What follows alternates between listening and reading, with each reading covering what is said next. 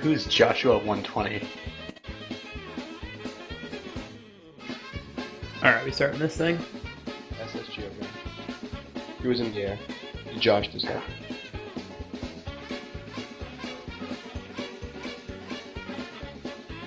Yeah, we'll get started in a minute. You know, we gotta wait for all the slow folks. Alright, well, this is what I want to do. I don't blame anyone for that loss. I'm gonna make Synthesis a priority speaker since his meeting, and everybody who didn't play is getting the mute. Well, hang on. We'll talk about that. It's the first thing on the agenda. I see the agenda. I feel like temperatures have cooled enough that we can probably have a reasonable discussion here. If you didn't play, you don't really know what happened. That's You true. can listen. Oh my gosh, you're getting ahead of me. Calm down. Everybody take a chill pill. Hang on. We're getting around to it. joined your channel. Can we just bring old mate Mr. Hard in for a chat? Yeah, please. Like, he likes throwing some smack at User him, and joined he's your like, channel. man, not too sure what you guys are doing. Hey, I'm like, this guy has no fucking idea. I got out on that by him, and I was He like, had my back on Twitter. But anyway, nobody cares about the Twitterverse. People still use that. Oh I yeah. thought that was just Wisdom Cube and Radar. Oh my god. Wisdom Cube has been up and down my dick all day. Giving you a good rub and tug, hey? Jesus, yeah, tell me. Good thing. Yeah, I'm gonna find it. Hello. Hello. Is that Lem? No, it's Yes. Brit. Hey guys. I guess you sound the gator is in here at the moment. Should probably turn you up.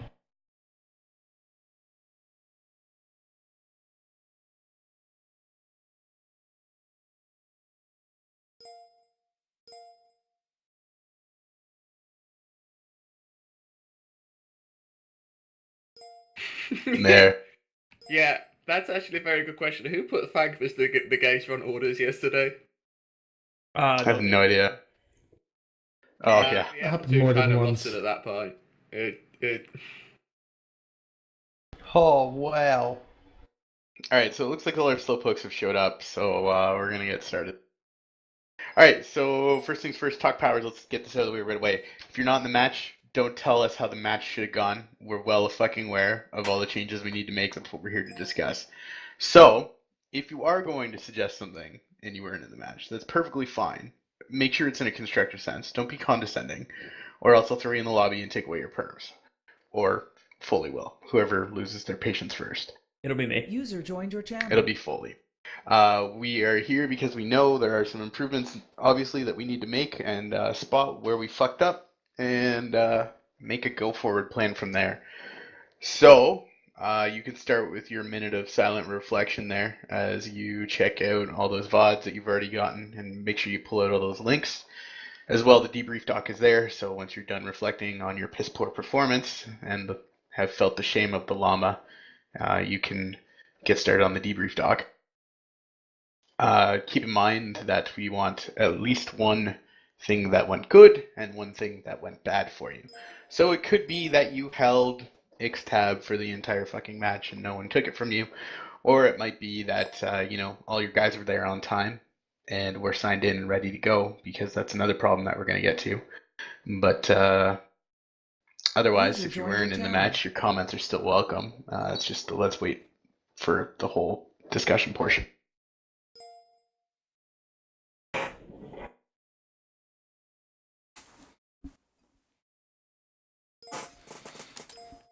Hit that shame bell a few times if you're in the match, because I've been ringing that bitch all day.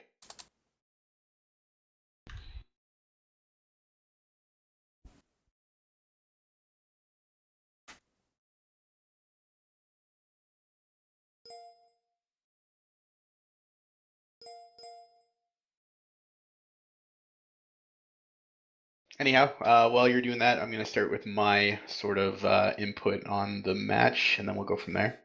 Most of it's written up top, but a few things I'm going to expand upon if I feel it's necessary, or if you think it's necessary that I should include that in the doc for future reference, let me know and I'll be happy to do that. So, major successes. Well, those are few and far between for an absolute change of pace.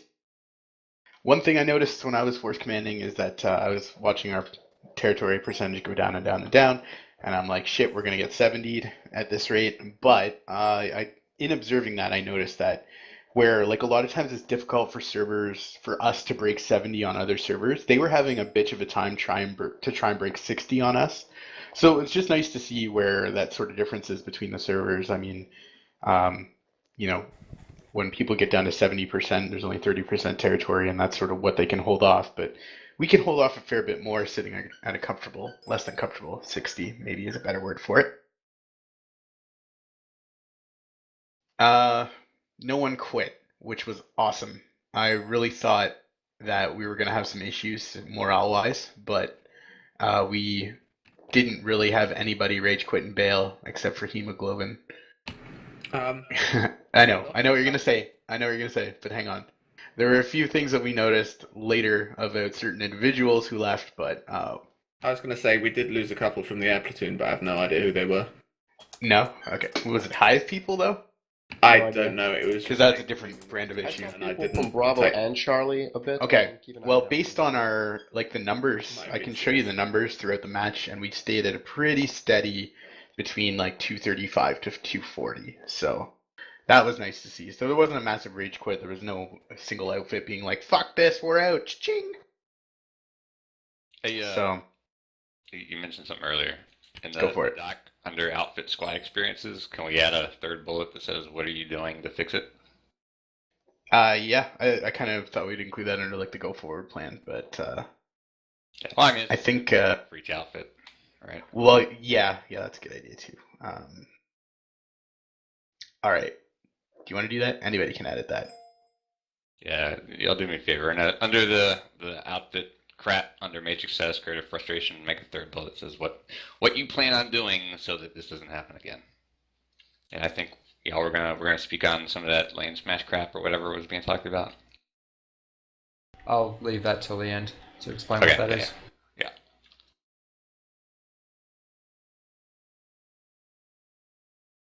Yeah, where's the main Google Doc? The one with the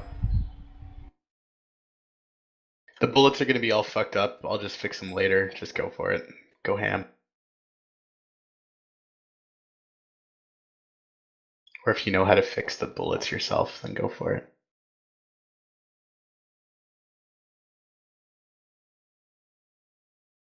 User joined your channel.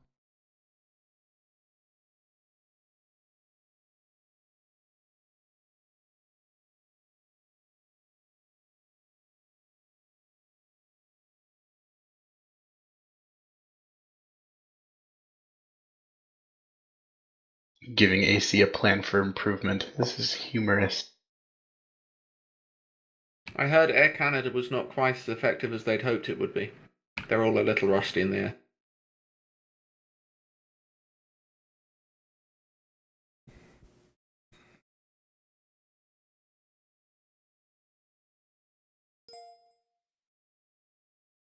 Oh, thank you to whoever continued to paste those. All right, I'm gonna step away from that whole User pasting joined your job. channel. Anyway, let's keep going down the list here. So yeah, nobody quit, which was really, really good to see. Frustrations. Well, there was a lot. Number one, first and foremost, we were down about 2 squads at the start of the match. We were busy counting numbers in TeamSpeak prior to the match, and all the platoons were full, but yet for people who were actually logged into Jaeger, we were down. So I don't know what the situation was there or what the reasoning would be for that, but when we start down the opener 20 people, that makes the opener super difficult, obviously. So, starting now, we're going to be implementing a rule where if you're not logged in, then we're finding people who will log in. That also means that people need to be logged in well ahead of time, User joined including your channel. up to T-minus 30. But I'm going to get to the summary and recommendations later.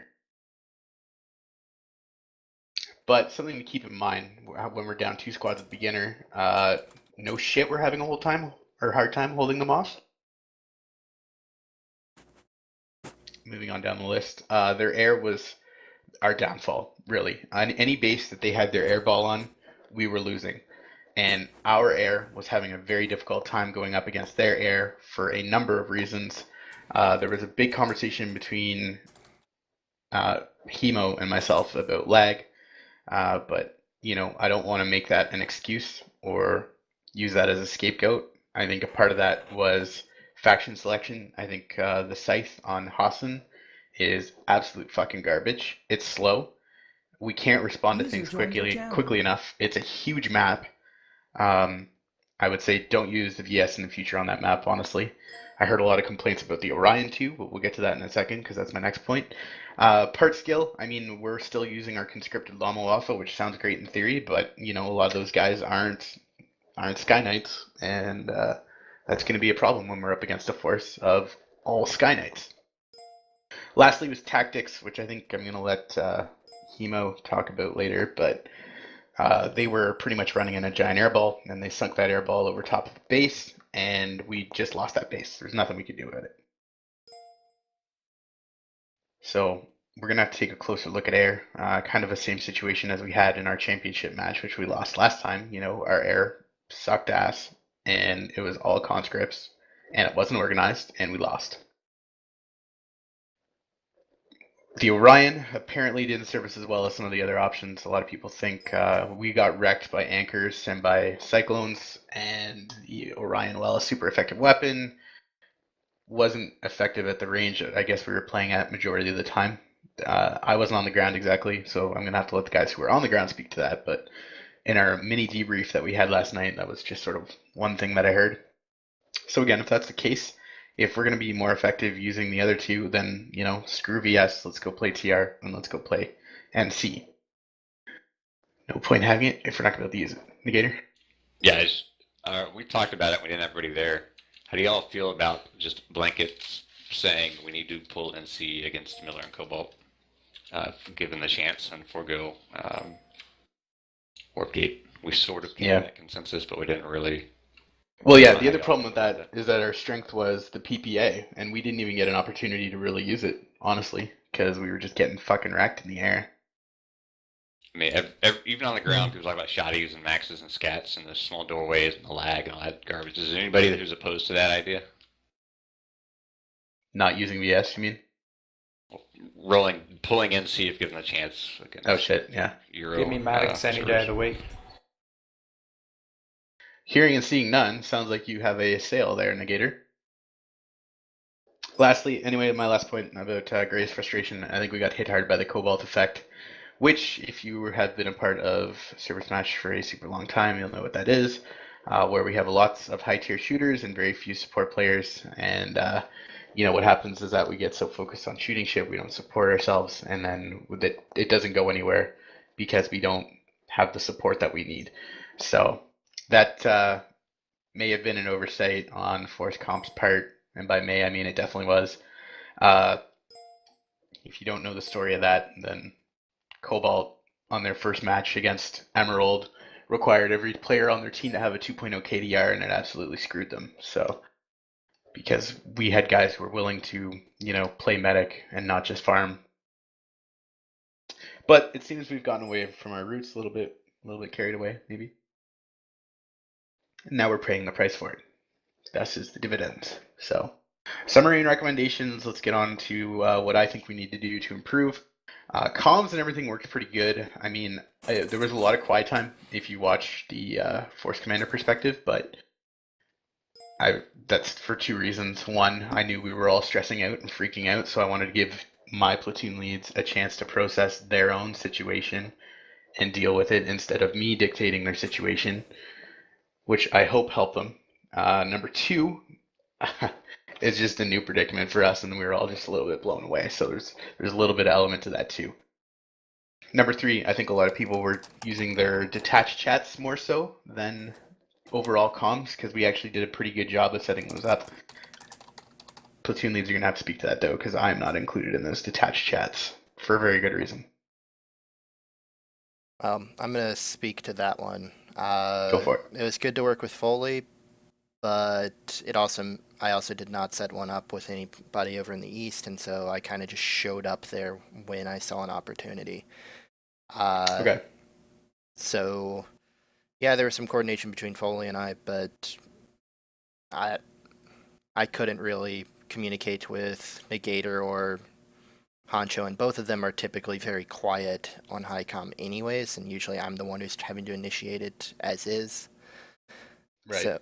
So if we keep them as PLs, they need to be split up. Just so that Yeah, I see what you're saying. they're We can not. have a whole quiet detachment. Yeah, especially when that detachment is losing. Okay. Well, personally, I found relays between myself and platoon leads to be fine, but I had hoped that you guys had talked between them. Yes, Mike, it is cancer. I'm well aware. Especially if you're squad leading, platoon leading, and force commanding. Although no one's ever done that, but PL and SL is a real pain in the ass. Anyhow, so I think comms, little couple tidbits we can make improvements there, but let's get to the real nitty gritty stuff, which is outfits. So outfits, we need to be fielding players that have been playing the game over the past couple months or weeks. We can't just be fielding people who have walked away from the game, been on burnout, or coming back from burnout just for this one match. This also goes for people who only play when there's a server smash and not consistently. If the only reason these guys are playing is for server smash, they're not getting in game and they're not playing and they're not experiencing and they're rusty. We can't use rust buckets. This is part of our issue too, I feel, that we are fielding a whole bunch of people who, while they were superior shooters in their day, if they're not playing all the time, it's not their day anymore. Also, Synthesis, agro representative here. Doc, blink, please. Somebody else can hook them up, please. But thanks, guys. So yeah, that's another thing too. Something we talked about last night was somebody used the language of, if somebody's not playing, then you don't get they're not going to get their slot. But I made the point of saying it shouldn't even be their slot. Those slots of the people you're bringing are for the guys who are playing, who are good, and that you can count on. They're not for all just the best players in your outfit, period. If those guys aren't logging on and they're not active, they're not going to be any use to the team as a whole. Going back to my other point of players need to be logged on and ready, T-minus 30 minutes, no exceptions. This boils down to squad leads and making sure that your squads are online. We had a whole outfit show up at like 2:38 and the match started at 3. Showing up 20 minutes beforehand does not do anybody good. I should have probably pulled that whole outfit and put in people who are ready to go, because they were very obviously not ready to go. So squad leads, this boils down to you. Make sure that your players are online at T-minus 30, no exceptions. If they are not there, if they're late, if they are no call, no shows, fucking get rid of them and punish them for it. There are 239 other people who are counting on them to show up. If they can't do that one single thing, get rid of them. Air tactics need refinement, definitely. I'm going to let Hemo talk about that because I'm not going to tell air how to run air, but from my observations, right off the bat, usually we tend to break into small squads, which is fine. But what I think we need to do henceforth is start by just airballing it, see how the enemy's running things, and then go from there. If we can handle them in small groups, then go ahead and break into small groups. But if they're just airballing it and crushing shit, we need to crush them right back. Yeah, if you want to truck it up to T-minus 1 hour, go nuts, go bananas. The reason I say T-minus 30 is because that's when reserves happen. So if you're not there, reserves are going in. Another big thing, too bad Pete's not here to harp on this because he's the real big proponent of this, and I honestly think it needs to happen as well. Squads need to start providing localized air. So that means if you are taking a base, platoons need to have at least 6 guys in the air providing air cover. Pull your lock-ons and pull your air-to-ground nose gun, whatever it is. Make sure that we can provide those guys on the ground the best possible chance by making sure that they aren't going to get farmed to shit by a solo squad of air up there. That doesn't necessarily include walker buses, but if those guys are out of resources or pretty low on resources, walker buses are an option. But we need to have that dedicated air cover. Air to ground is an awesome option because it allows us to pinpoint where they're coming from, kill them from where they're coming from. Walker buses, you can't really do that. There's no shooting at ground with a walker bus effectively.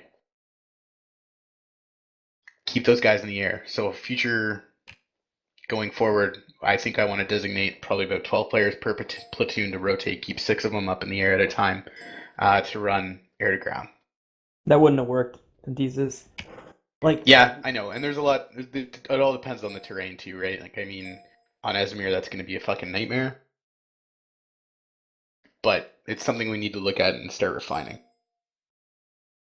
Everybody in my squad could fly. We all stayed up for the first almost 4 minutes of the match, and when we were getting fucking turbo dunked at every fucking base in the last 30 seconds. Yeah, we were like, oh, maybe we'll just pull our own air.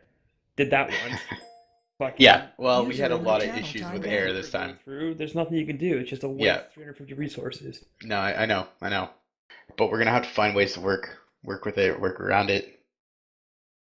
I think, honestly, the air hammer, just as a weapon itself, had a lot of influence on that, because you can just use it against air and ground, and it's not that hard to use. And whereas PPA, you're not going to be able to get many reavers down with it. Yeah, I mean, it's worth noting that the air hammer is not in and of itself overpowered. It is unbalanced fundamentally because you don't have to make a choice between, do I want to shoot ground peasants or do I want to shoot air peasants? You can say, I'm going to take the air hammer and tomcats, and I'm going to be able to deal with anything I come across. You cannot make that same choice on either the VS or TR. You have to choose, do I want to kill infantry or do I want to kill air vehicles? Yeah, I think that it in and of itself makes it a lot more effective for people that don't really know how to fly very well. So your localized air pulled by your squad that aren't primarily pilots is going to be a lot stronger just by having the air hammer. I do want to say that the only reason that Mike was managed to take a single base during the whole match was a few guys pulled PPAs and locked him in spawn long enough to keep their maxes from going scat, forcing them to go flak, which allowed us to keep the point until we lost it 5 minutes later. Well, it's something that we're gonna have to look at and refine. If maybe 6 is overkill if we're thinking that way, and that's fine. But it's an option that we need to start exploring and start implementing. I mean, what if it was just not 6 dedicated, but for 100% you have 6 pilots? Yeah. They don't have to be pilots, but they're infantry people that aren't terrible. Right. Yeah, and that's fine. Say go. They can play heavy and not burn resources. Yeah. I don't know. Yep. No, I think that's fair. That would be my role. I think we do need to be careful, though, and I don't think we want to throw the baby out with the bathwater, as it were, in that we lost. We know most likely why we lost, and we do need to make some changes, but if we make too many and shift to a system we're not used to, it runs the risk of just leaving us with the same problem with a different cause. We do have to be careful about how far we go with the changes. I mean, doubling on that, if you're saying 12 people are capable of flying and 3 squads, that's 4 people per squad, that's as many as I give to the Llama Wafa. Yeah, you do that, we might actually completely cripple the Llama Wafa from actually good pilots, just so that we can be able to mitigate this. We need to be careful with just how far it goes, and it needs to be on a per platoon, per squad basis. Because if I need to train people to fly, then it's going to be a lot easier for me to use people who can fly. What would probably be a better solution is just to know that before the match, you can say as an arbitrary value, you can just say to 6 people in Charlie Squad, look, I know you're going to be absolutely shite at it, but you need to pull a ground to air, air to ground ESF, and you just need to farm anything that moves for a bit. If you go down, just rejoin the infantry forces and carry on. They don't need to be good, they just need to be able to essentially point and click. But I think assigning people ahead of time is a risk, because then you typecast yourselves, and then you're like, pilots are out of resources, what do we do? So what? Put someone else in the air and keep the pilots on the ground.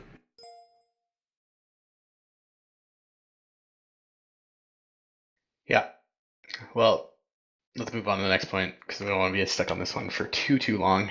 So force comps, we obviously need to take a relook at force comps, because we can't just be fielding all rusty buckets of high tier shooters back in their day. We're gonna need some decent support players who aren't afraid to just get fucking nuked on a point for 4 minutes. Not that that was necessarily our main issue at all. I don't think we had a lot of kill whoring happening, and a lot of PTFO, which is good. But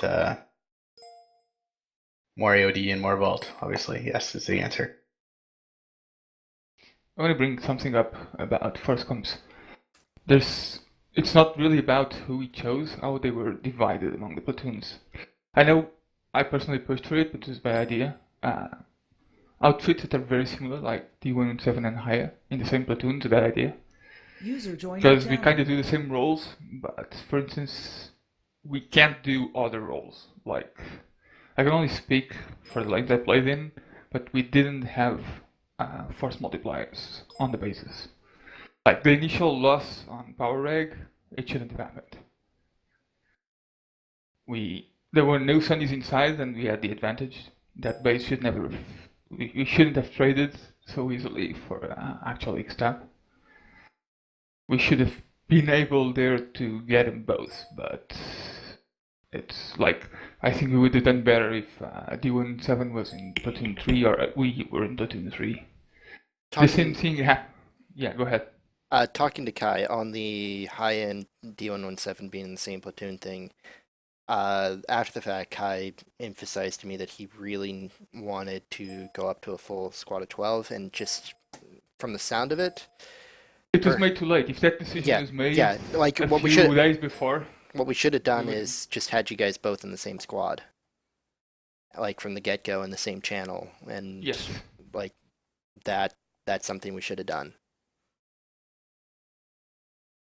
And the same thing, like Iron and Goku, Volt and Gun, one of those squads should have been traded. Just by the way they play on live. Like, I know Goku brings the force multipliers to point and set them up. Most of the base caps we started as higher. There was enough time for one of those squads to get in there and set up the point to the point where we couldn't be scat maxed out. They did reply well. We faced serious opposition on the ground on that lane, but still there was, I don't know, a lack of preparedness when we took points. And again, I can only speak for my lane, but it's what so we didn't have the force multipliers on point. Even at Gunny Dam, which is a pretty easy base to take if you bring the force multipliers to block their spawn rush. It just never happened. And it's a 6-man squad can't really bring that much force multipliers. It needs to be the 12 squads to bring it. So I'm going to add something here about the whole outfits specifically for force multipliers and stuff. So my outfit I own, we were on the western lane in our 24-man platoon, and we were in charge of force multipliers for our lane, and we kept getting dunked by theirs because they had more. Looking back through Reddit, I think one guy commented how they had, I think, 30 people in that lane, and they had at least 10 dedicated to ground vehicles, and we only had 6. So whenever we pulled our AA buses to counter the air, they had like AP Lightnings, and we pulled our own AP Lightnings, they had more AP Lightnings, and Vanguards, more buses. So I'd say, yeah, having more dedication to ground just from the get-go would be better.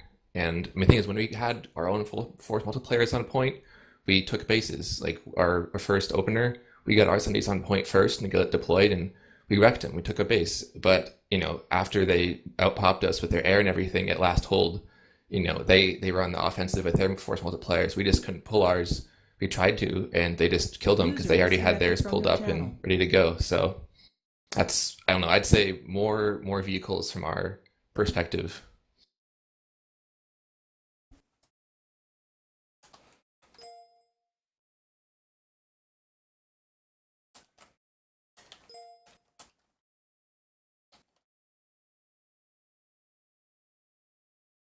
Yeah, I think the major point that we have to highlight there is just like their effective use of their airball. Like when those force multipliers, Sundays, what have you, didn't survive when that airball showed up, and we couldn't deal with that airball. Yep, Anyhow, that only happens on exposed bases. There's a lot of non-exposed bases that we lost. We had like 2 minutes to set up and didn't, and it's hard to explain why that didn't happen. Yeah, there were a couple times where people just failed at the basic mechanic of getting the Sunder where they needed. There was a couple times where people were out of resources. Like there's a variety of circumstances that led to Sunders just not being where they needed to be. I think that comes down to what we talked about at the beginning. There's a whole lot lack of preparedness. Yes. For the bases that people are fighting at. I tried damn hard to get people in my platoon to play with each other, but I couldn't find DD107. I couldn't find you for most of the week once, and I have no contacts for Goon. That is general lack of preparedness. I was hoping to be in a racing squad, but we lost momentum very early on. We didn't even get to Woodman fast enough before Power Reg became a sink.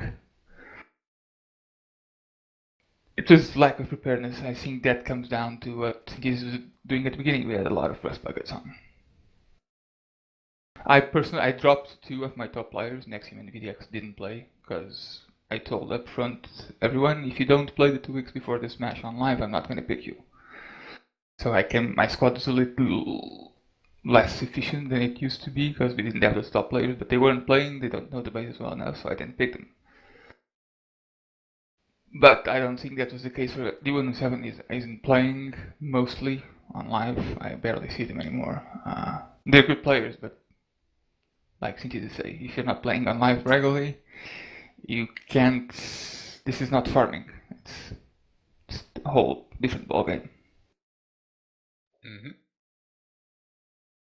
All right, well, let's take this time now to kick it down to each detachment, and we'll talk about briefly about the things that went wrong or things that went right in your lane. I don't think Lem's here, and I don't think Pronam's here, but they have their tidbits, which is good.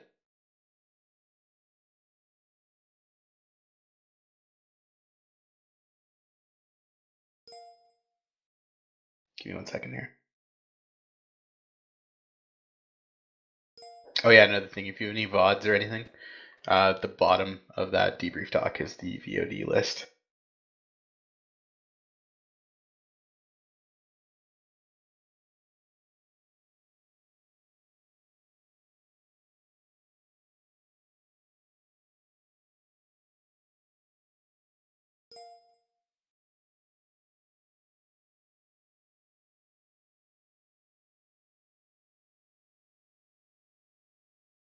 Cool. So I know Lem had a lot of trouble after the opener. They made great progress in the start, but he fell back to JD9 holographics and held them there pretty good. But whenever that airball showed up, it really sucked for them, which was pretty much situation normal for that lane, I think. Even when I played it back the first time, we didn't really get much air support up there. And it's nice to see when their airball is up there to deal with things, but when they get just railroaded that hard, it sucks.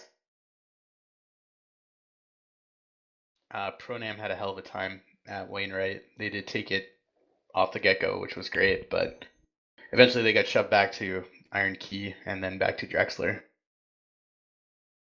both of which have really open points, so it's a really shitty lane to be in, especially with no air cover, essentially, because they're super airball, but... Oh, I totally skipped over you, Hemo. Hemo, did you want to talk about air?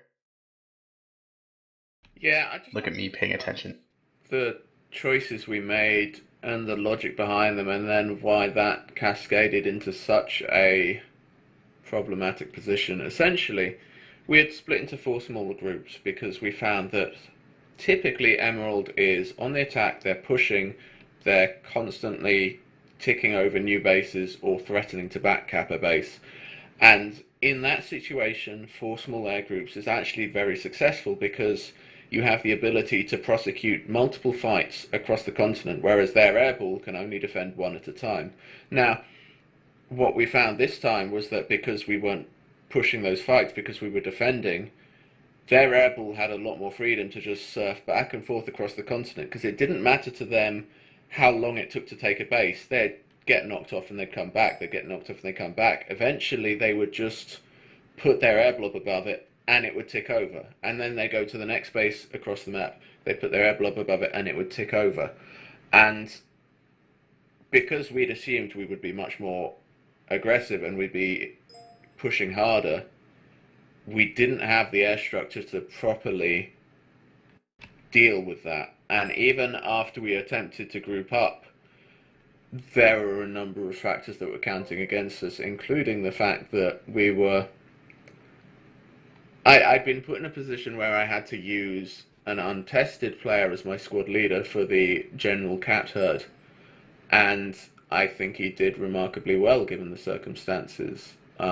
This was his first time squad leading in the air, and I chose him because I was put in a position where Wycliffe wasn't around, so I couldn't squad lead. Experiment had been out all day, and a lot of the other good pilots had been absorbed into Stroff's squad, which left me with everyone else. But if you don't get the people you expect to turn up, last choice scenario, I'd have taken Grenade Shark. He had an account, he didn't turn up, I gave it away to someone else. So the cat herd was moving slower than I'd have liked, but such is life. It meant it was very hard to regain any momentum in the air, and laggy airhammer is not fun to fight about. As Hebe was saying down the bottom, there were a couple of times where his ESF just exploded. Trees had found the same thing. The airhammer could sneak up on you and you'd be dead before you knew the airhammer was even there because of the lag. So yeah, we made the choices we made because we thought that if we were aggressive it would have worked, but in the case it wasn't.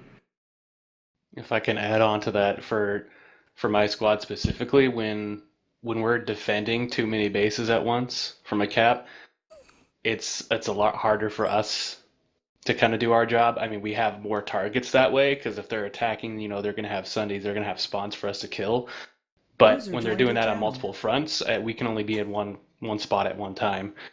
So usually we've done better because we're always pushing points offensively, and there's usually only 1 or 2 places that really need us to go kill Sundays, and that makes it easier to get there and stay there and effectively wipe them out. And if we have to jump between too many places at once, then we can't be as effective in each place.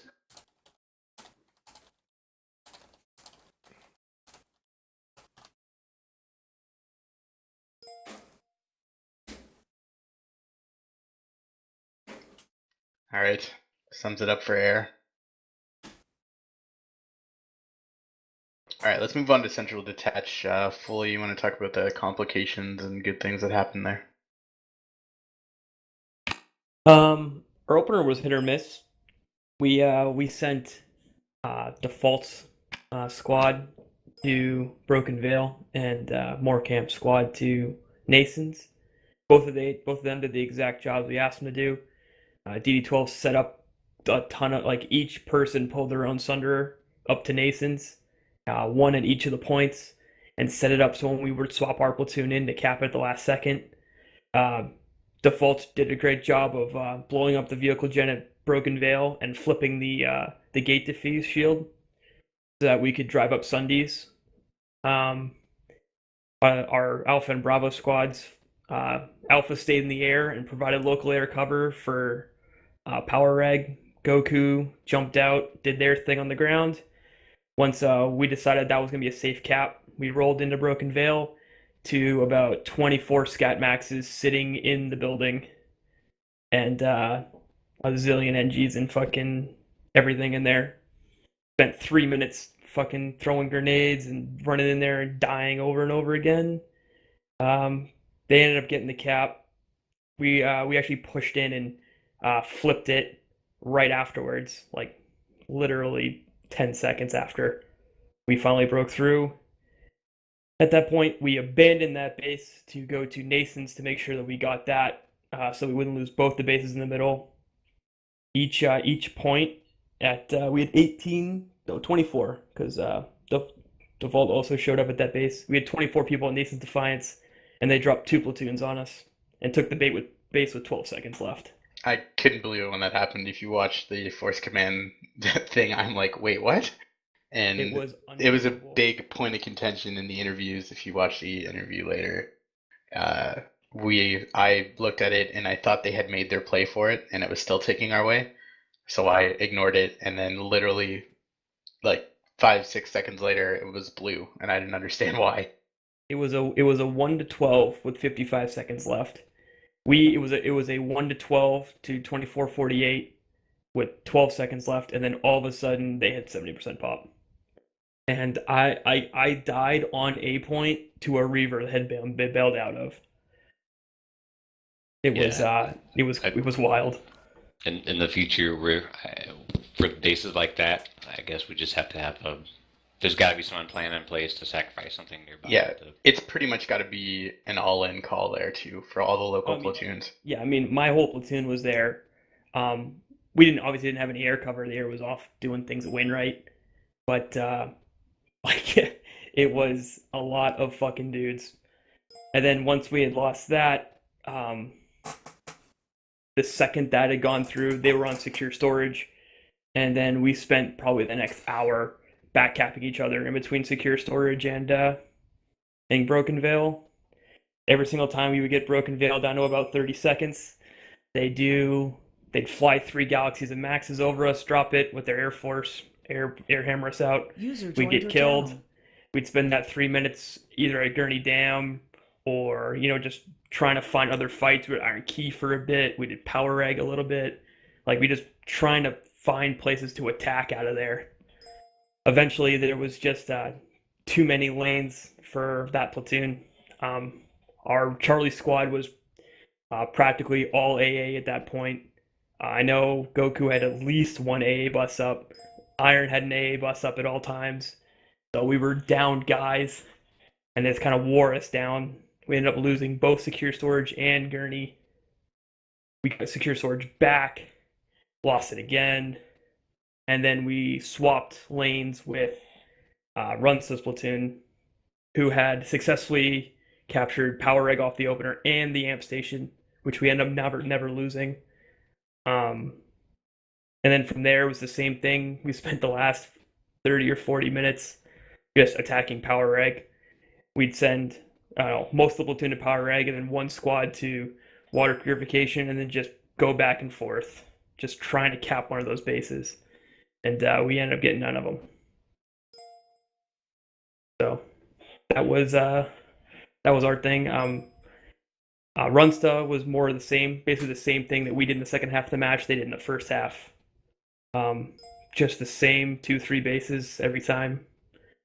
And it was the same thing where we would be set up on point, ready to rock and roll. We were looking good. We would have a bus on point, or we were doing different things, and then here comes the fucking air, boom bang, no more attack. We had to go play defense. I don't know if Run says anything else he wants to add to that, but yeah. For the internal platoon, I'm relatively happy. That's not to say that there aren't things that need to be worked on. There definitely are. Runsta was one of those lanes too that, didn't really lose much territory. Yeah, like we were successful. And that's part and partial to Foley's platoon as well, because you guys pulled a switcheroo midway. Yeah, but we capped Power Reg in the initial. We capped the amp station. We capped water purification. We contested Bravada. We helped secure Eastern Sub. We were involved in the Ziggurat cap. Overall, it was definitely one of the weaker platoons I've run recently, but I think a lot of it is Goon and Volt have not worked with each other in a while.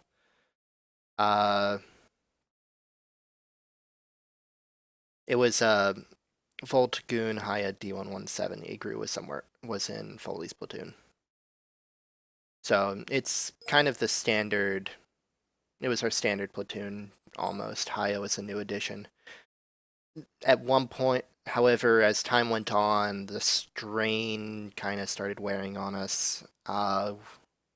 There were several points where all 4 squads were in different hexes trying to make something happen.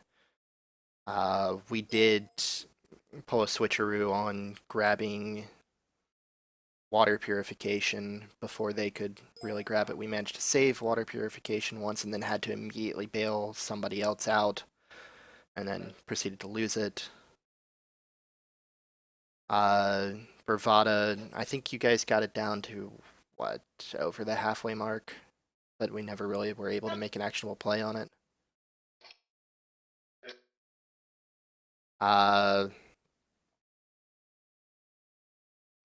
My biggest complaint is every play we tried to make got over-responded to because everywhere else on the map wasn't doing quite as well as the center was. And so we couldn't really make any of the plays we needed to make because we were the only place that was actually pushing out, so any free squads they had could immediately be sent our way and make our lives hell. Who's Anonymous Chinchilla? I appreciate the help. Somebody's messing around with D117. I will say that part of Why the what hell is made someone us messing with me? not be able to push out was the fact we were in the center. So when the air wanted to move from the east to the west, it was just convenient for them to hang out for 30 seconds, pop all our buses, air hammer for a bit, then keep moving on.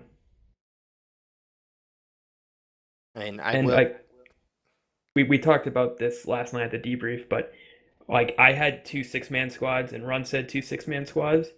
It is so good to have those when you're on the offense. No, it isn't. No, when No, you're it on isn't. offense because they can Okay, fine, I'm recap not a a base. six-man squad.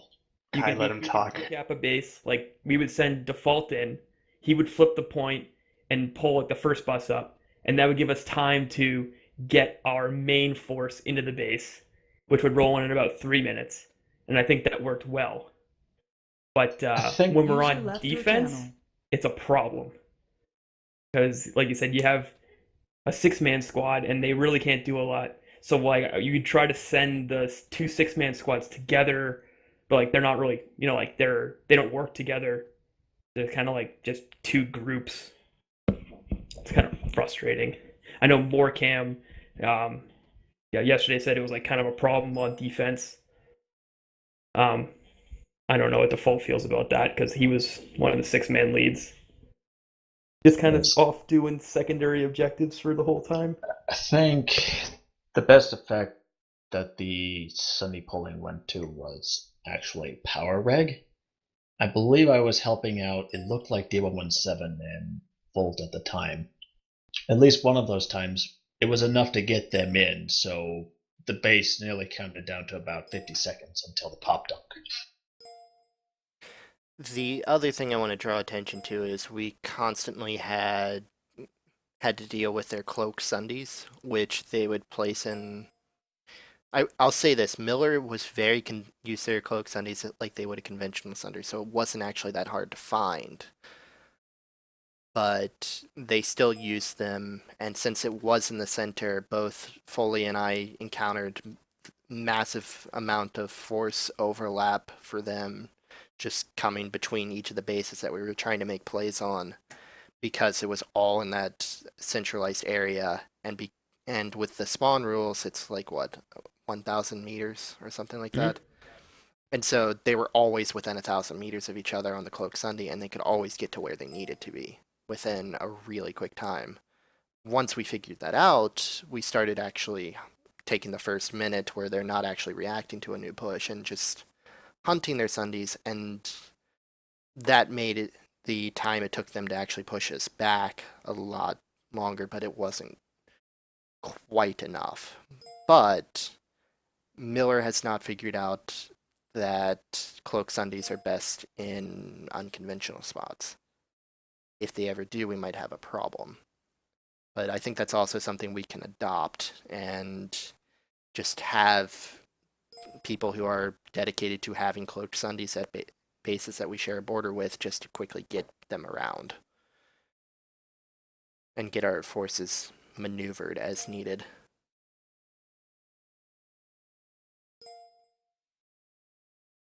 I guess the last thing I want to say, communication-wise, Runstead and I used our detached thing a little bit.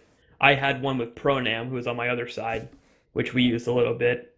I will agree, Highcom was a little quiet, other than Synthesis' fucking pep talks. And then Blame Mike for the pep talks. Wise, it wasn't great because Lamp didn't show up. I had to do a lot of squad leading. So especially the second half of the match, I was more focused on making sure my squad could punch above its own weight by doing certain things. That I kind of let a lot of the comms go, especially after we swapped to the X-Tab lane. It was kind of a lot of. I think my it's definitely an uphill battle. I mean, when morale is base and go for it.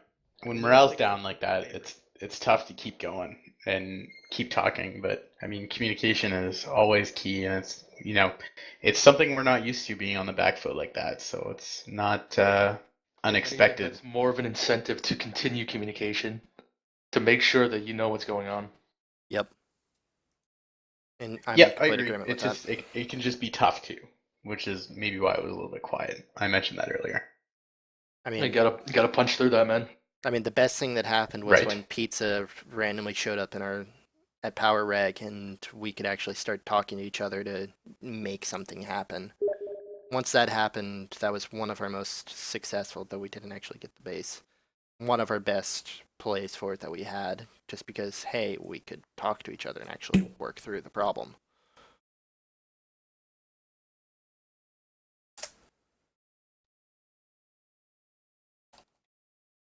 I think that's it for our platoon, our detachment. Actually, did anyone mention how when Miller won the opening, they got way too many lattices?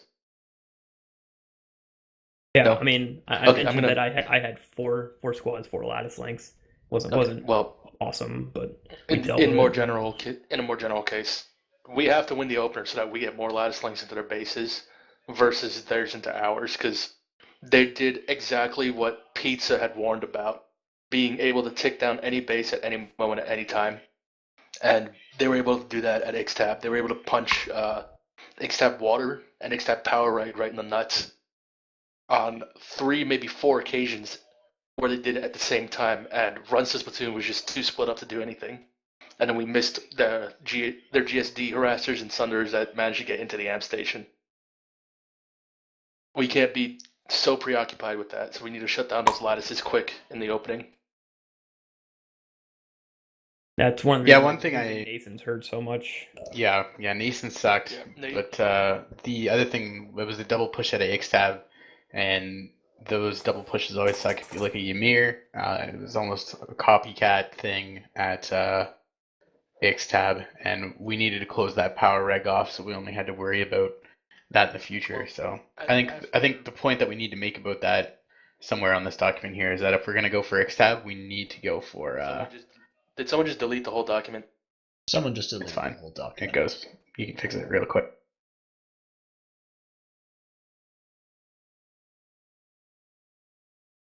Control Z. There we go. Yeah. But where was I going with that? That you need to close off power reg if you're going to go for X-Tab. And it's pretty much a must-have. Another thing to note, not enough opportunities to pop sync. We had, at one point, lattices that were just not ticking at all, not going down. So that's when Foley and Runstead, your 6-man squad, should be on the ball, should be split up and moving on that. Well, we had ours doing that for a bit. I mean, we did it too, but just not enough of that. I think that there was a lot of platoon all-ins on our caps, and I don't think necessarily that's a good idea. Yeah, from my perspective, we were harassing on attack, and Wenzel would call for a platoon all-in, and we would redeploy.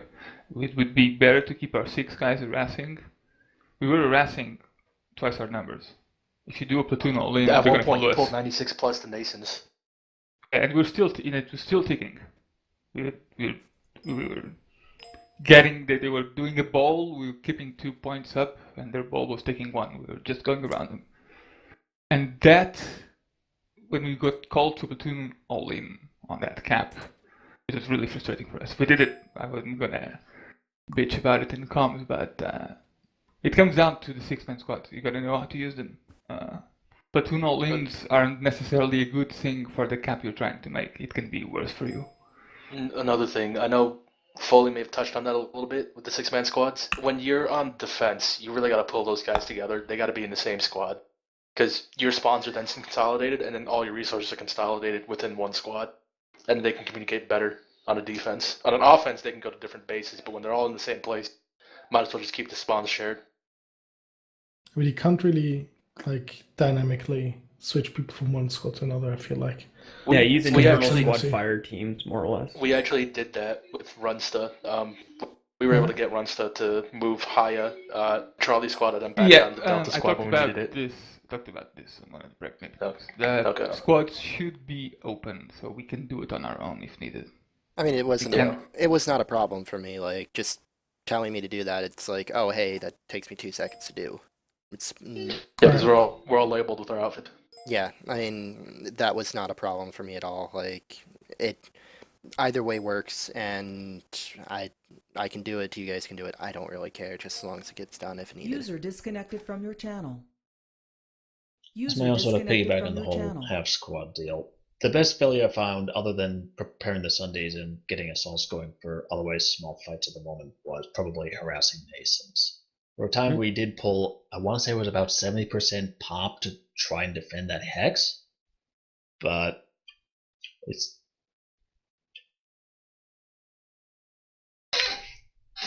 I don't know, other than that, I think that was the closest thing to any sort of pop sync we had going for us once they'd taken the center, was just getting, as much as possible, their attention to overcompensate for that one base. Did anyone mention, please kill the vehicle terminals instead of amp stations? Yes, please. Please. That was not only just at amp stations, at tower facilities and also at airpads too. And tech plants. And tech plants, because we saw them pulling galaxies from Mulak Tech. At least at Tickstab, that was my squad's fault. We were pulling buses, we pulled the bus, I told Drippy to kill the terms behind us. Okay. But they didn't. Don't just blame yourself. It was everyone's We see this every match, and we just gotta do it. I always have my second heavy behind. It's I at 101. We're pulling buzzes. One heavy stays behind to kill the term. We always do that, and it didn't happen. And immediately, like 15 seconds after our buzz were rolling, they pulled out, and we knew there was a stalker around. We weren't gonna waste 10 minutes going after him, but we'll pull the buzz and kill the term. But it's ended happening like that. It's horrible. It's something that the entire platoon needed to work on. Like, don't blame yourself overly for that. Like, not only that, we see that every match pretty much, except for save a few outfits like Goon and Vault. A lot of outfits just leave the terms up because they don't have the time or the manpower to deal with it. It doesn't cost you any time. Not really. That's my point. No, and it shouldn't. It's something people need to do. It's a matter of being used to doing it. We do it on live. It's just you gotta be ready to do it. Assign a guy at the beginning. You're the guy that kills the terms. So if I say we're gonna pull Sunnies there, you know what to do, and you don't need to tell it every time. It's something that's just a squad play habit. Yeah, thank you.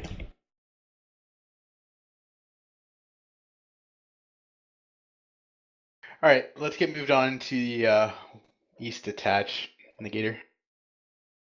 This is gonna be fun. Mike, you want to do this first? Not really. Okay, so Mike was on Eastern Sub. I was on Niddlemar. We knew that they would get Eastern Sub before Mike would. I remember just looking at the map and seeing the numbers. I assumed they just out-popped you there, Mike, and just knocked everything out of the air. I'll explain my portion of the Open. I flew there. Right. Oh, fucking here we go. Hand it off. No. I mean, it has to do with the decisions that I made too, and the decisions we talked about prior to the match. I flew there, ran in the room. It was completely empty. I'm like, fuck, this isn't too bad. And then I realized I was staying in a room full of maxes that didn't render. GG. Oh That no. was the open. Because they did not render for me at all. And then it was just like this, just like massive fucking thing. And it was like, I've got like 2 squads of people that can deal with this. We can't deal with this. Also had some weird glitch with platoon lead, so I had to like relog instantly after that so I could put down waypoints. I don't know if anyone's ever had that, but Do we know how they got maxes there? I've had that. Galaxies. From what I heard, there was like they were dropping galaxies off. They were like inside the airball, and they were like picking them up afterwards. What was your initial drop? Eastern sub. Okay. Eastern sub. I didn't get vehicle terminal interdiction at Bravada PMC. That didn't happen. What else didn't happen? My Galpar didn't show up, so we didn't get the Galaxy full of maxes going there, which wouldn't have made a dent anyway, so I'm glad we didn't bother with that. The guys had their battle buses pulling from Genesis Terraforming that were wiped out instantly. So what we did is straight away, I think we just set up defensive thunders and just waited, because there's nothing we could do at that point. What I should have done is just sent them all over to Nettlemere. That is what I should have done. But under the circumstances, just didn't really think to react like that. It just completely just had me fucked, to be honest. I don't know whether they would have helped in Nettlemere, to be honest. There was just so much air, we couldn't get anything done.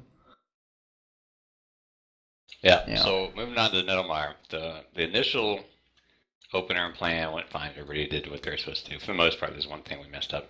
I'll talk about that in a second. And a few minutes later, I can only presume after Mike got cleaned up, they sent their air from Eastern Sub to Nettlemire.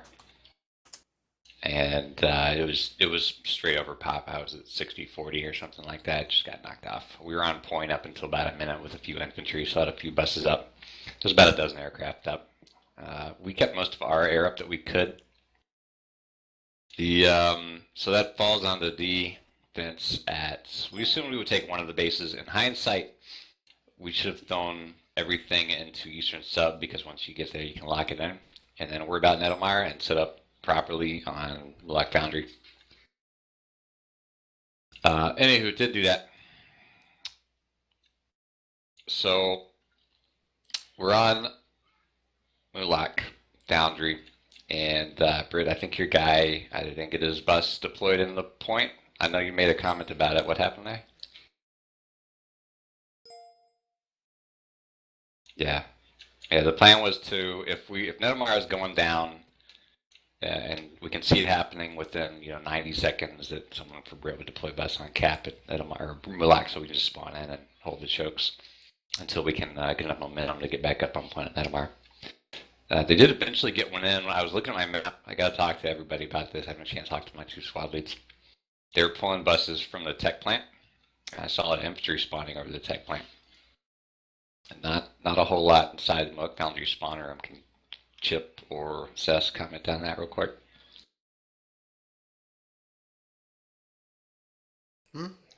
Could you repeat that? Sorry.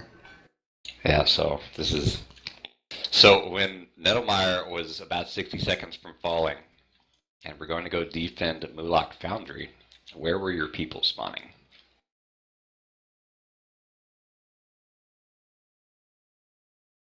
Cricket.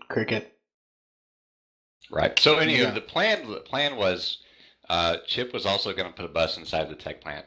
If we thought we were going to need to deploy the tech plant, that's fine. I didn't see much KN1 at the spawner room at Mulak, so we just got air there. So we were at max resources from having just dropped. I pulled about 6 bursters. We shot some ESFs down, switched them to AI and AV, and at about the same time that the the Brit AMS got inside Foundry, we pushed. It got wiped. They're already in there with the bus. Brit's AMS was able to get in below, but not above where it matters. So it gave us something, but the Yeah. staircase at Foundry is easily farmable, which is what happened. Yeah, so the issue was that it was actually the one that deployed that AMS. The issue was that by the time I got in there, they already had the upper floor, and driving Yeah. up there would have just killed the AMS. Right. So the real screw up was not having it done 60 seconds earlier. And then we were a little disjointed between the three squads about which bodies were supposed to be where. Ideally, just enough to get the buses moving was what was needed, and all the infantry be spawning into Foundry and getting on the base. The other just continual problem was about every third player was a max, and they were MCY. And I don't want to talk up the better players, but there were better players. Our combined outfit platoon KDR was about a 0.4, 0.45 between the three outfits on that lane. And MCY, I'm not real familiar with them, but apparently they're pretty good. So there was just an inevitable, there was a max there, and they're going to come in and they're going to shoot you in the face, and that was the base. Which is really about what happened at every base down the lane. I failed, and this problem happened, started before the match, with me lack of playing in the last, say, 3 weeks or so. So I didn't have my normal team of guys. And the reliability that I'm used to wasn't there. So the guy dedicated to put a bus on point at Millock Foundry didn't do it fast enough. He got interdicted by another bus. I pulled one. And again, at 50-50 pop, we lost Foundry to better players and maxes because we were slow. And I want to go back to the tech plant real quick.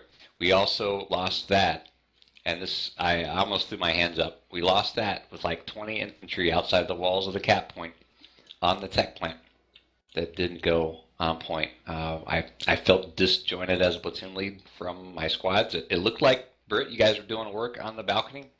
I didn't take a lot of time to look. I'm just trying to get a bus inside, get my guys up the stairs and towards the point. So I wasn't happy with my guys in particular.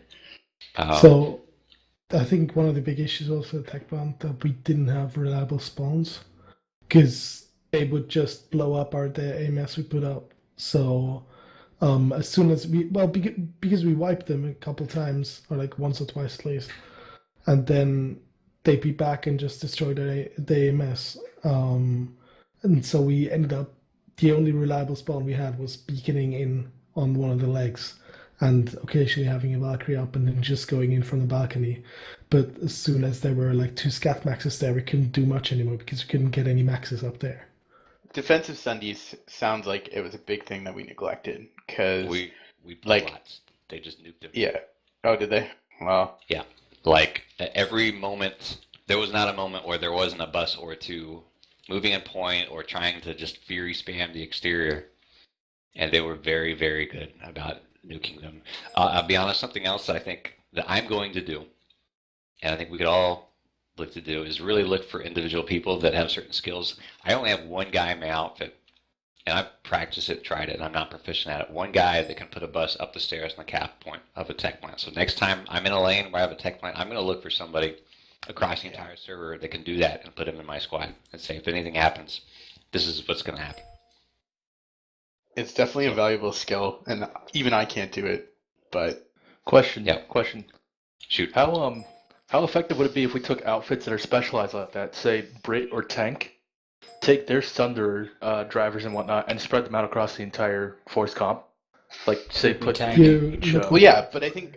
See, that needs to boil down to, like, the people filling out their squads. Like, you know, it's great that, you know, AOD wants to bring 12 AOD guys, but it's not out of the realm of possibility that Kesta goes and grabs 10 of his ringers, per se, and goes and grabs 2 people from Tank to fill in with them. You know? You know what I'm saying, like, we do that officially, or at least, like, reserve some slots. But that's the thing, it doesn't have to be done officially. There's no reason that I need to put Tank in as an outfit for you people to go and get those players. Nothing's holding you back from that. What is it? Technically, we give slots to the outfit reps, and the outfit reps decide what they do with it. Yes. Like, I know Mike does this too, where, like, I know our squad does it, where... Well, in this case, give me free 12 if you need slots. something, you go get it. I understand you only get 6, and like I said, in the original plan for this, you had 12. But like our squad, if I need a guy to do something, I go get him. Like if I wanted a honey bad guy, I could go ask Jukok, hey, give me your best dude, or I go to 1TR like, hey, I need a guy who could drive a fucking bus, and they'll get you one, and So it's I not want a to talk about problem. that too when you're done. And Okay. like there are some squads here who say like, oh, we don't have guys who pull buses. Like your fucking vehicle terminal works the same as mine. Pull something. Like if like I don't that statement makes no sense to me. None. Every guy in our squad was pulling stuff. The only rule in our squad is if you have 750 resources, you're wrong. Pull something. Yeah. So let me continue with my self immolation here. Go for it. And I'll go back to the pre-match stuff, right? As an outfit, the things that I'm doing, and things that I put in that document, right? So on my signups, normally I get a steady crew that I will handpick, and we do reasonably well. Not this match because it wasn't the right crew. Mostly again because I haven't been playing a whole lot. I haven't been running ops, which is what attracted a lot of our folks to it. And I do have a lot of above average players that will run 30-30 accuracy headshot ratio. I know that's not, that's not AC level, but it's good enough. It could be better. Sure, we're working on it. Also, sorry, side note, Negator, I'm pretty sure that video of a banana getting beaten because of your leadership was supposed to be directed at me, because apparently a lot of people thought that you were the FC. Yeah, I did question that, but they also mentioned that it was Negator who lost the East Lane, so it's a little bit up in the air. Before we get carried away here, every platoon leader heard that DA Jessity was taking over Force Command prior to that match. That's awesome. That's what we should have done, man. You should have handled those reserves. Well, because I jumped in the reserve channel. I don't remember how many in. I just tabbed out. I was at the point of the match where I wasn't talking a whole bunch because I'm looking at the map, just in shock and disbelief at my own people, at my platoon, and everything in general, and I'm trying to figure it out. So I open up the players thing, and I see we're short 6, so I go to the reserves tab, and I grab Guru from Volt, I think? Yes, he's from Volt. Yeah, I just said somebody that's not stupid that can run a squad, and I linked him 6 accounts and said make me a squad, and then left. And I think that's why that's what they it was thought doing that. in your group. Yeah, I just said give me people and hop down. I'll put you in my platoon and we'll put you to work. Can I say 2 things really quick? Yeah. Are they constructive? One is constructive, one is not. Well, give us the constructive one, and then we'll save the not one for later. Okay, fine.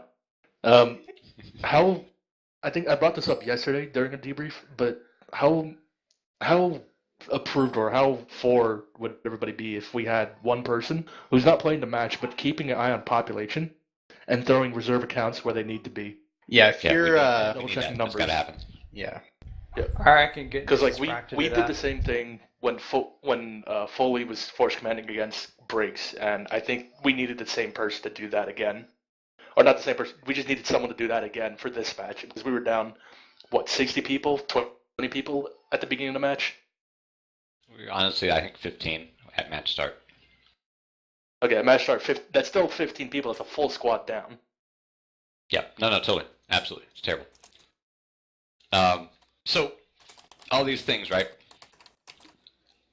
I can pull my folks out of retirement, and I get them interested, and I'm going to play a lot, and I'm going to run that, and I'm going to run big outfit ops, and a mass email will give me 40 or 50 people, and I can learn a platoon lead again. And that's what's going to happen. And if I'm not happy with my specific crew, then we'll go to 6 or we'll go to 0, and it's fine. And I'm going to try to run some ops with some other outfits. And for the next match, I'm going to run harder with the people I'm assigned to play with. And I had to pull 2 reserves in for my own 12 slots. I know K1 had to pull a couple in, a handful, I think. And I wasn't happy with that. So as far as down at Kestrel's, and onward to Southgate. Southgate's a 3-point. They would hide buses, just like Rusta was saying, in the rocks to the north and the south. And I had to leave a whole squad on Southgate to cover each point while we tried to get back on point of Kestrel's. And the only time we took Kestrel's was when we put up a handful of PPA lock-ons and we killed some stuff. And I know we were on the flank of the map, so we didn't get a whole lot of enemy air. but it was just enough to put them in spawn and retook it. And then we lost it 10 minutes later because they got Max's back on point and other reasons. Any other questions about that lane? Question in general, and also kind of aimed at you. How did you have trouble filling people out? Like, this was the big match. This is the match that has been hyped up for months. How did anyone here have trouble actually filling out their slots? Like, I know, don't know. Like, we had a waiting list for this. Deep and dark questions that no one will be able to answer. Yeah, I do not. Well, it goes back to what usually happens with Server Smash. We hype up a game, no matter what game it is. People sign up for it, and they just don't show up game day. Either they forgot, or they had something come up and whatnot. But then we have like absurd amounts of people in reserve, so we need to pull people from reserves into the match, because we're never going to get 100% attendance rate, not even for the final. Okay, so is that going to close out on our detachment section? Are we good? West or east or south? Gators, detach, we're good. Mike, you're good. You've said everything. I have a question. I didn't watch any of the VODs yet, but how did the tech plant go? Because that fight was going for a while, and then just all of a sudden lost it. Well, they burned the timer down, and we retook it with a bunch of overpop from one of you guys. And then the fuckers came back. Yeah, Britt was heading to the next base, and we were... What was going on? I think we were responding to them attacking the base north in the lock with the squad. And I was responding to the attack on Mulak Foundry because they're already there. And they got on point faster than Brick got on point at Foundry. I haven't asked them what they ran into when they went back, but... So it was just multitasking, and then they were there. And that was that. Yeah, and that lane too, you guys were up against Mercy, who was their equivalent of DA back in the day. Not that they're ineffective now, sorry Mike, but I mean, they usually just give them a far and away lane to eat souls on, and you drew the short straw for that one. I already told everybody, I think that the overstrength platoon on Wainwright and minor strength platoon shouldn't happen, and there should always be some kind of just across the board balance. Equivalency, yeah. Yeah. Well, ideally, in an ideal world, in an ideal match, they would have pushed us back to the tech plant, and we would have just hung on to the tech plant as they banged their heads against a brick wall there. But obviously that wasn't the case. Yeah, and then we can just worry about those quick 4-minute caps later. But yeah, sorry about that. That's as we both know, that's on my bad. Oh, it's not necessarily though, because you had a whole fucking issue up. No, you had an issue with Genesis, man. If I'd have left when you first told me, we wouldn't have lost it, man. My guys are the ones that flipped the point 10 seconds later, dude. That's why I'm pissed off about it. Because if I'd have left 30 seconds earlier, we wouldn't have lost the tech plant. Yeah, we wouldn't have lost it. There's a lot more things that went wrong besides that, though. Well, we got to park the Sunder next to the fucking wall, and then we walked from the Sunder to the point, and we got there 10 seconds late. That's the only reason why we lost it. If we'd have been there 30 seconds early, we would have retained the tech plant. Wholesale. Live and learn. Live and learn. All right, let's move on to sort of closing comments and next steps and whatnot. So did I get to have my? I didn't get to have my rant. Oh, sorry, Mike. Okay. Rant away. I've got a thought now. Rant away. Okay, after Hemo. Yeah, Hemo go first, then Mike. Would it be worth asking someone to resecure it or to emergency support a base, telling them exactly how long is on the timer to prevent these problems? Mike was asking me about the setup, and I really couldn't give him anything other than the base is under the balcony, and they've got the upstairs. I didn't tell him the timer. I probably should have. Yeah, I mean, especially from the force command.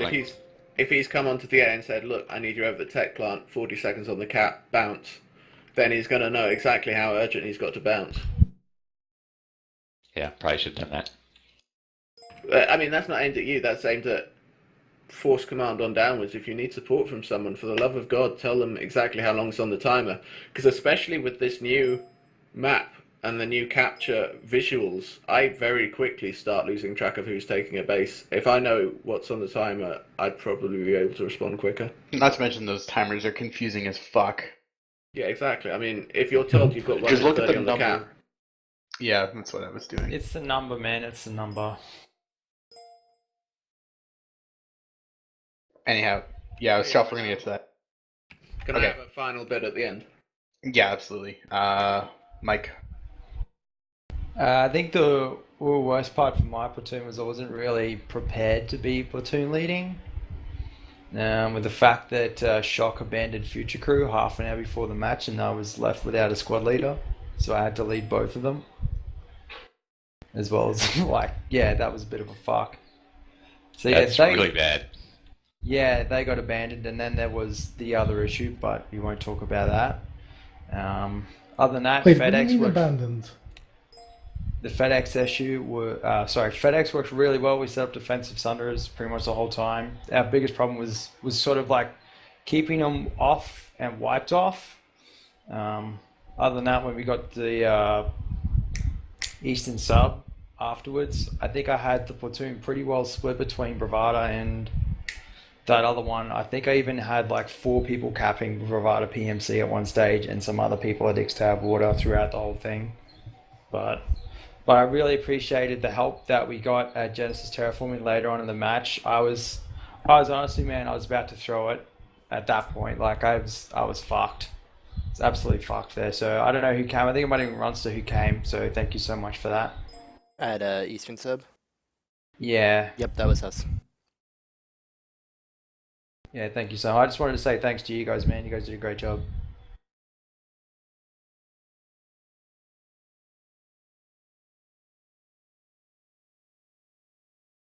User There's something else I had to say, but I've Could I- completely forgotten it. Could I mention one thing, Negator? No. If it's that thing. Is it positive? Well, no, it's not actually. It's what happened at Kevin Watch. Yeah, go ahead. Okay, so you know how that's underneath the base, and you had that little elevator grav lift that led up the point to the L-shaped building. There was a reaver, and I think I mentioned this yesterday. There was a reaver just sitting there air hammering everyone on that grav lift, and nobody bothered to rocket primary it. No one. I think in the end, like 2 of my guys put 2 Desis in it and just went down. User I had 9 decimations yesterday. Yeah, I think I'm still carrying a lock on. They were just hovering over the bases. It was just retarded. Nobody's shooting at them. That happened all across the board, I think. Yeah, but like when it's that obvious, because you could literally just land on top of his head with grav lift.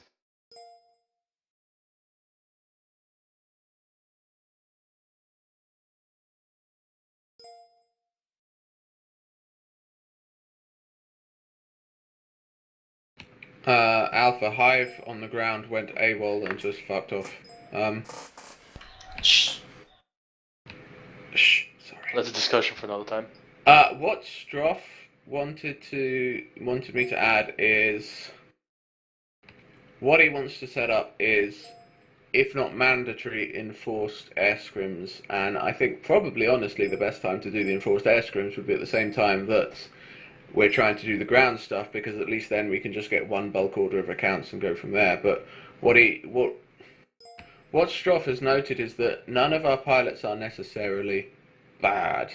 I mean, we've got to the point where the bad pilots don't turn up because they don't care or they don't know. But he's observed that shit, where's my train of thought going? Oh yes, with a little bit of practice and dueling, they could get a lot better. And what he wants to say to people is, if you turn up to these scrims, if you turn up and you are seen to participate, you will be given priority for the final. Now, what he initially wanted to say was, if you don't turn up, you don't get a slot in the final. But sadly, we would have to pull people anyway, and the lie would very quickly be exposed.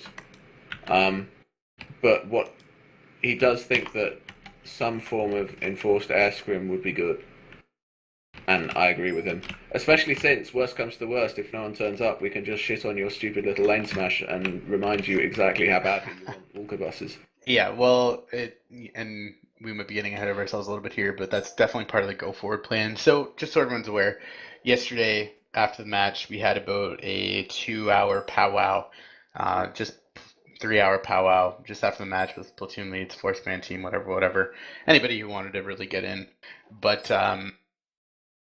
we have come to a couple of conclusions. One of them's already been posted in the Emerald Command. I'll link it. But basically what we're going to do, just to get people serious, we're fighting a major issue here, which is elaborate on this part? attrition. Yeah, I'll hand it off to you in a minute, yeah. But we're fighting an attrition here, and I think one of the major reasons that we lost here is because we fielded a bunch of rust buckets and people who are no longer engaged in the game and, show up for Smash and that's it, and that's clearly unacceptable. So we are going to try and engage people a little bit more, whether that means on live or whether that means doing our own little thing. It's what we're going to try and do, both in the air and on the ground. But I had something I was going to mention about this, and now I'm blanking on it. The fact that it actually starts next week because the fact that we're starting it pretty quick, because that too. But I don't know. I'll think of it later. Yeah, go for it, Mike. All right. Fucking awesome. Now Fuck off, Mike. Fuck you. All right, so basically, I dragged Pizza along to what is called Briggs Lane Smash. It happens every Saturday night on over there, down under. It's where they've been doing this for the last couple of months now. So every Saturday for the last, I'm going to say like 3 or 4 months, they've been practicing server Smash openings every weekend with all the different outfits on the server. So basically what it is they'll start from Warp Gate, they'll pick one of the lanes, it's the opening lane on Lane Smash. Those guys have, admin accounts, PSB accounts, they just get them every weekend and they record it, it's on stream and everything. So basically it's 2 teams, they have a full server Smash lane simulation. So they'll have the open bases set up and they'll push a lane and see who wins. And they'll test different strategies, different layouts, different compositions, different squads, different outfits, different platoons working together. All the different things that we need to be working on. So over the next couple of weeks, it's going to start up. I was keen to get it started this week, but apparently this week is not cool because Halloween's basically a public holiday. That's awesome. As of next week, we will have our lanes and map assignments for the finals. Sorry? We will have our lane and map assignments for the finals, so we will be able to get something started on actual lanes that we will actually be playing in the grand finals, which means that for the force compositions to come, we can get people for the first time to practice openings on the lanes that they will actually be playing on in the match. And we can record it, we can review the footage, and people can learn from it. It's also a good opportunity to test new squad leads and new platoon leaders as well. So I can't see anything coming out from this other than positives. Any questions about what I've just said? Question. Doing actual openings in the lane smash and prep for the main smash, isn't there a slight risk of breaching OPSEC if, I don't know, any odd member from another outfit happens to catch it and decides to leak to the enemy server we happen to be facing? I can link you the Twitch account with the lane smashes that Briggs has been doing for the last couple of months if you like.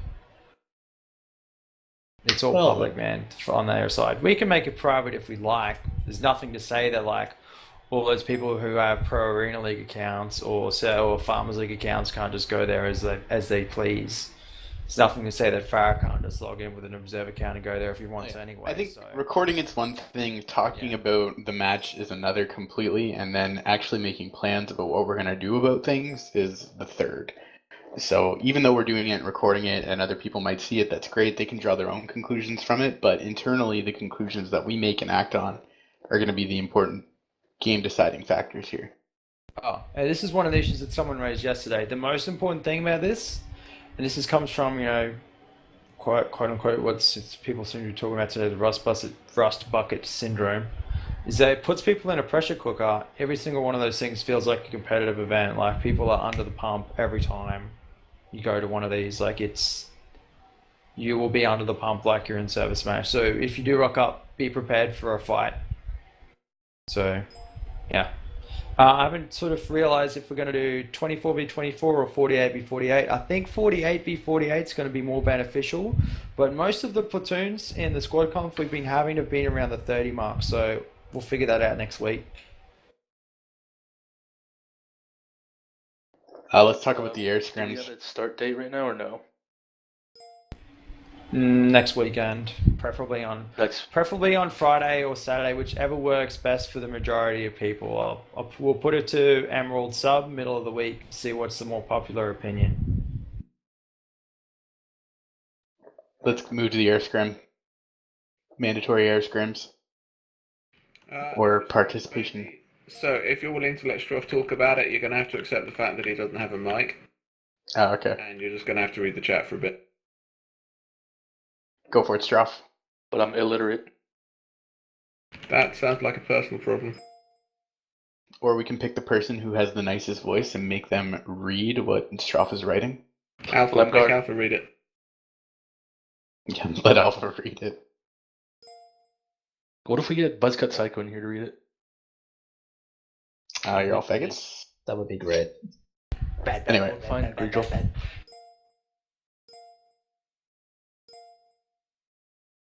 Ooh, Hammerbot. Yeah, so even if we're doing like drilling on live of just getting folks together and running together, 2 huge air balls, whatever, have Hemo run one and Stroff run the other. We'll put Hemo to work. Gross. I mean, in general, one of the issues we had is that a lot of people were a little rusty, so we just need people to actually play the game. Yeah, and even if you're not that good at it, go learn how to fly so you can do the air to ground thing that we may need you to do in future platoons.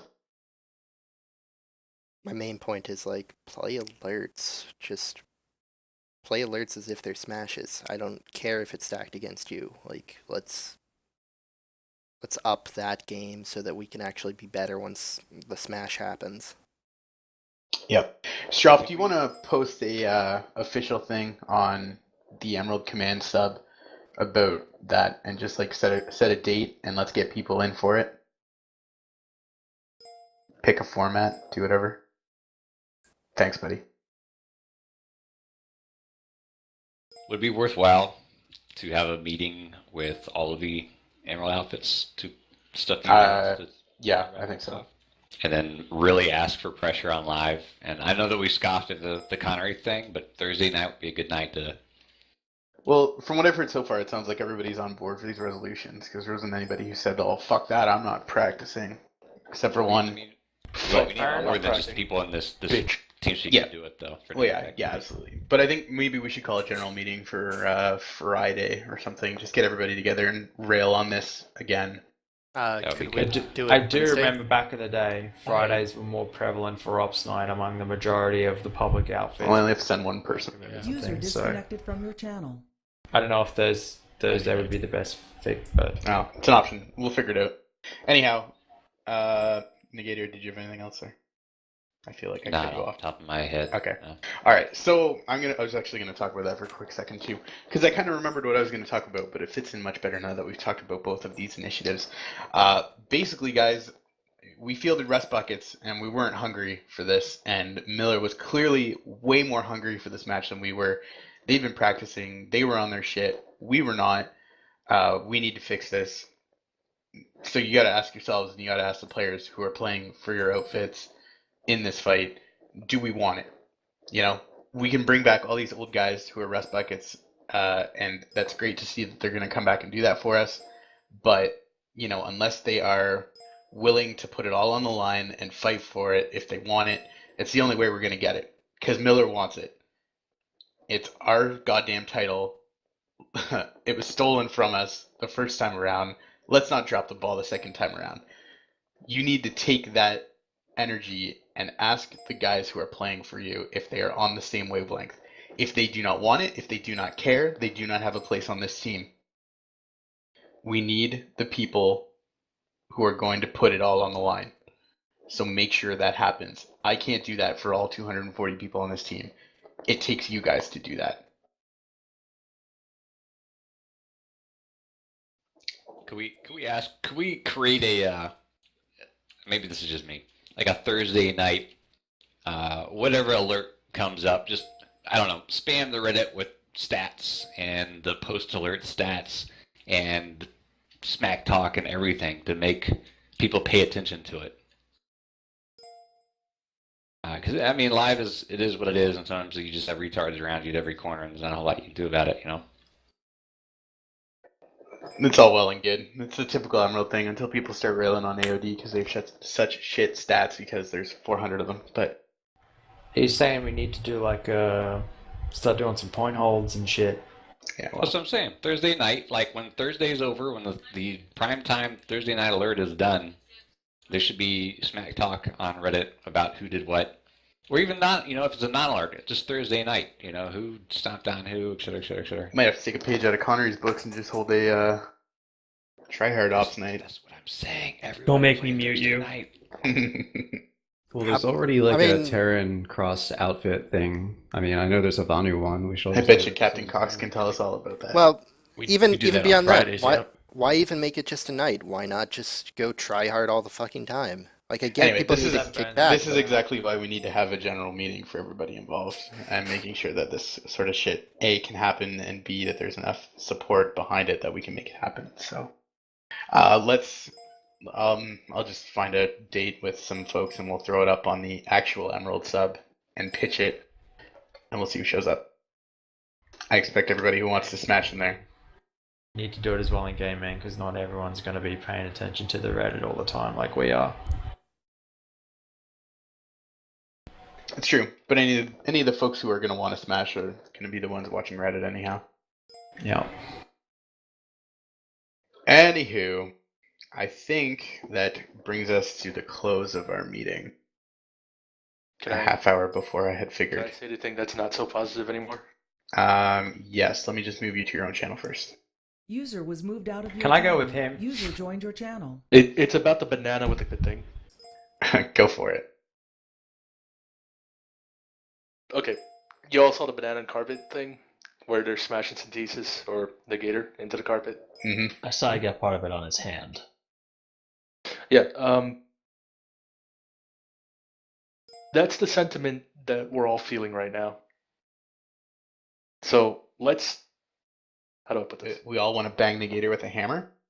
Yes. That sounds pretty inclusive. Hell yeah. I mean, how is this different from before the Smash?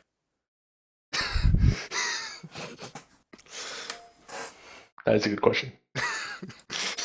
Solid point. All right, boys, I think we're done here. So if you haven't filled out that doc yet, let's make sure that gets done. I'm going to be tracking down the slackers who are missing and or did not do their portion, their part, whatever. But I think we're all done here. Anybody else got anything they want to share with the whole class? Fuck Hive. Hate all I'm of out. you. All right, guys, Once thanks for it coming out. starts on live, I'm I team appreciate you giving us that hour and a half to talk about what fucked up. Can we, if we're talking about Well, general meeting, can we go ahead and lay it out for Wednesday? Actually, If you think we can get everybody together in 3 days, then I would say It's the Wednesday. same sure. time every fucking week. What's the Yeah, that's problem? true. Time every week. I'll be All right. there. Like Okay, we'll do it Wednesday then.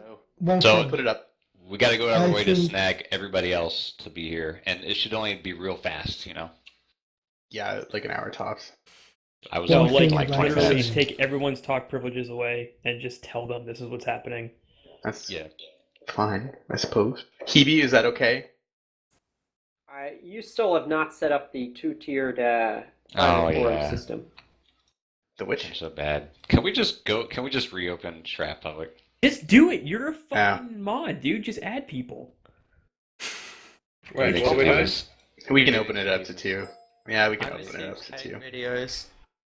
Things have been okay. The Miller match is done. It's just finals and semifinals where we can get fucked now. So no more than 2 people from any Mhm. each outfit. Take it back to 2. Alpha can be the second guy in Iron. There is a page. Alf can be the second guy and cry if he wants. Air usually has their own reps. It's usually the squad leads because they're the important ones. Anyhow, okay, yeah, we'll bump it up to 2. Hey Mo, will you be holding Air Squad Lead training within these groups? Stroff is more active on that one than I am. Stroff will almost certainly want to arrange something. As I said, we would like to piggyback on the whatchamacallits, the Emerald Lane Smash, because if we're going to go for like 100 accounts, it's not that much effort to usually go for like 120, 130. And we'll just hold them on the same night.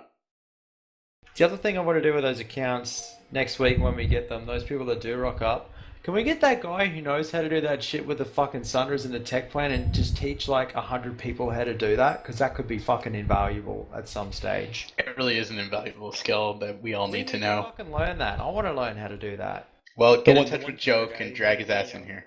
Potatoes made a video. Should get a few Ecos guys involved in general. They can show you ways to use harassers you never imagined. All I know is that it takes Racer 3 in about 20 minutes. Temp for one day and let him be your mentor. I heard you need an ammo pack to do it. I don't know. Yeah, you I've need seen a, it you done need a before turret. with an ammo pack, but I don't know how to do it. Is it you get the ammo turret and then you like destroy it and then you drive over the top of it? Is that what it is? If you hop in front of a Sunday, you place a turret. The turret doesn't render immediately. You have enough time to hop back in the driver's seat, driving and start driving forward. As you drive forward, the turret finishes rendering underneath you, which pops your bus up. Now, there's another way to do it where you just ram your bus with Racer through the thing, and you get the right angle and you just do it. And I've got, like I said, my one guy that can do it that's never around can nail it like it takes 2 seconds. I've done I it with the couldn't do it. Vanguard. I've just never done it with a Sundra. Well, I mean, the You can get Vanguard Vanguards would up be there pretty cool as too. well. You can get a Vanguard up like the top and like drive it upstairs and shit and put it on the back Connected, balcony. muted. I've seen someone do that too. It's pretty cool. Because then you can put like a Fury like HE Vanguard on the back balcony stairs. Channel switch. When someone tries to come through, it's like copper HE to the face. Yeah, I mean, Not even just Vipers. harassers Bro, is gonna be Vipers the out the easier ass. alternative for that. Like, if you have any decent AoE weapon, having 1 or 2 of them on the balcony is probably a pretty good choice. I've seen Juggernaut from Briggs put dual Fury buses on back balcony. That's quite fucked to deal with. Yeah, that too. Also, I think I may rewatch. I've only rewatched half of the thing, but I think I'm gonna watch it again, and it might be a good idea for us to look at when the points were at that we could have been moving bodies around. I think at one stage I had to send people to X-Tab water because it just wasn't being flipped. Is it X-Tab water purification? The one behind Bravada? Yeah, I think that's the one. Yep. Yeah. I just had to send someone there. I'm like, it's not being flipped. Someone's got to be there. If I'm not, like, someone's just got to go do it. So I think that was a problem we had with the Briggs match as well. And just when I watched, I haven't seen the one from this match, but when I was watching that last match, a lot of the commentation they're saying is like, there's just, those points just aren't being flipped. That was the main thing I got out of that.